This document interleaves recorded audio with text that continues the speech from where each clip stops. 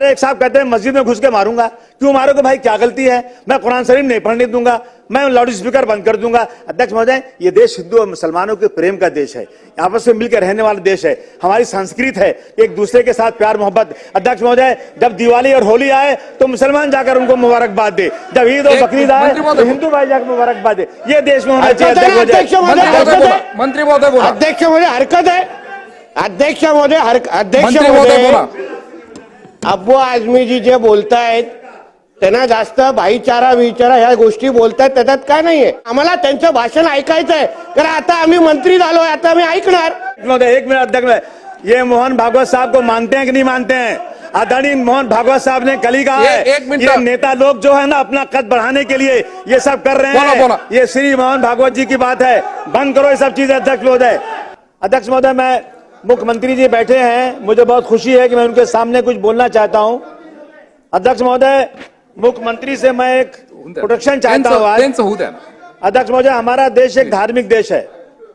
अध्यक्ष महोदय, यहाँ धर्म के मानने वाले लोग हैं, अपने धर्म के खिलाफ, अध्यक्ष महोदय, महापुरुषों के खिलाफ यदि कोई बोलता है इस पर जान देने को तैयार रहते हैं लोग।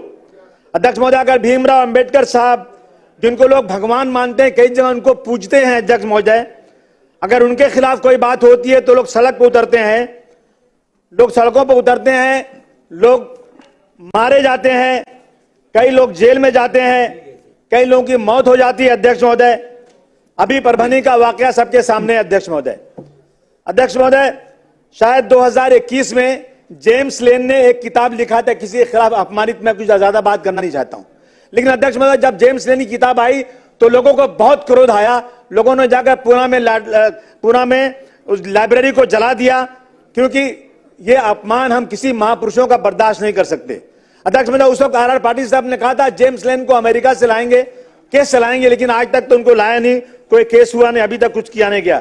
अध्यक्ष महोदय, इस तरह त्रिपुरा में एक मस्जिद पे हमला हुआ, कुरान शरीफ जलाया गया, हुजूर सल्लल्लाहु अलैहि वसल्लम के खिलाफ, नामुसे रिसालत के खिलाफ हुआ, तो अध्यक्ष महोदय, मालेगांव में, नांदेड़ में, अमरावती में लोग सड़क पर उतरे। अध्यक्ष महोदय, उसमें मालेगांव में 70 लोग 1 साल तक जेल में रहे, अगर नांदेड़ में लोग जेल में रहे।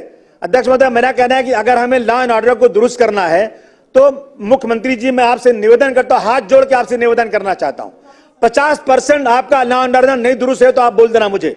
अध्यक्ष महोदय, जब भी नवरात्रि आती है, मस्जिद के सामने आकर के क्या जरूरत है वहां पर सर, वहां पर आके ये कहना कि इस देश में रहना है तो आपको जय श्री राम कहना है। अध्यक्ष महोदय, अगर कोई मना करता है, रुकिए अध्यक्ष महोदय, मुसलमानों को क्यों मजबूर किया जाता है?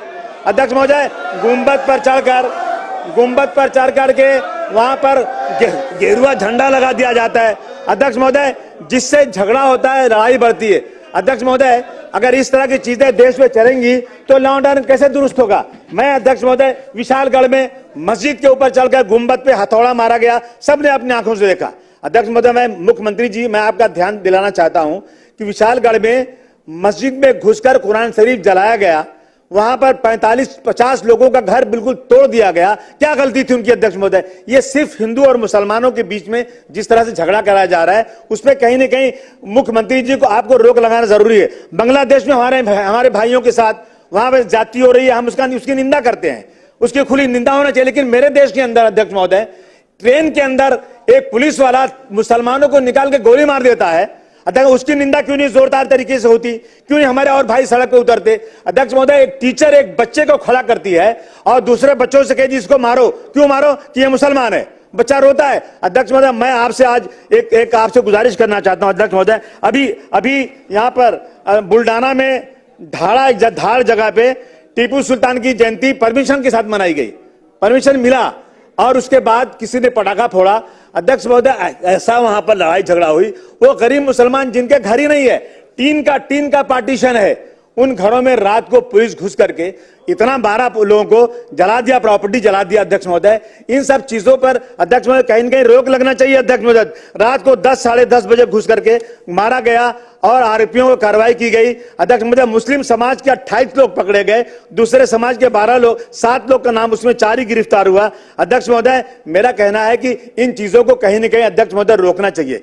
अगर आपको वाकई इस महाराष्ट्र के अंदर लॉ एंड ऑर्डर दुरुस्त करना है, आप देख लीजिए इन वजह से कितने झगड़े बढ़ते रहते हैं। आप एक बार एक कानून बना दीजिए। किसी ने किसी महापुरुष के खिलाफ बोला, किसी ने पैगंबर इस्लाम के खिलाफ बोला, किसी ने मंदिर मस्जिद का झगड़ा शुरू किया, किसी ने यह कहा कि इस देश में 20 लाख मुसलमानों को मार देना चाहिए। अध्यक्ष महोदय, मैं हाथ जोड़ के आपसे निवेदन करना चाहता हूं, मैं मुख्यमंत्री जी का ध्यान इधर चाहता हूं कि आप एक कानून बना दीजिए अध्यक्ष महोदय कि अगर किसी ने धर्म के खिलाफ या ऐसे महापुरुषों के खिलाफ बोला तो कम से कम ऐसा कानून बने कि उसकी जमानत ना होने पाए और कम से कम 2-4 साल जेल में रहे और 10 साल की सजा उसको होना चाहिए। अध्यक्ष महोदय, हिंदू मुसलमानों को आपस में भाईचारगी करना बहुत जरूरी है अध्यक्ष महोदय, इसलिए मैं आपसे गुजारिश करने आज आया हूं। अध्यक्ष महोदय, महल झोपड़ी सबका मुकद्दर फूट जाएगा अगर ये साथ हम हिंदू और मुस्लिमों का छूट जाएगा।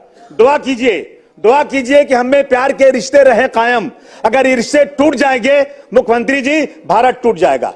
मेरा आपसे निवेदन है, आप आज एक वादा कर दीजिए कि आप एक ऐसा लॉ बनाएंगे, ऐसा कानून बनाएंगे जो धर्म के खिलाफ लड़ाई करने वालों को बहुत सख्त सजा मिलेगी। मैं आपको यकीन दिलाता हूं महाराष्ट्र का 50% लॉ एंड ऑर्डर दुरुस्त हो जाएगा।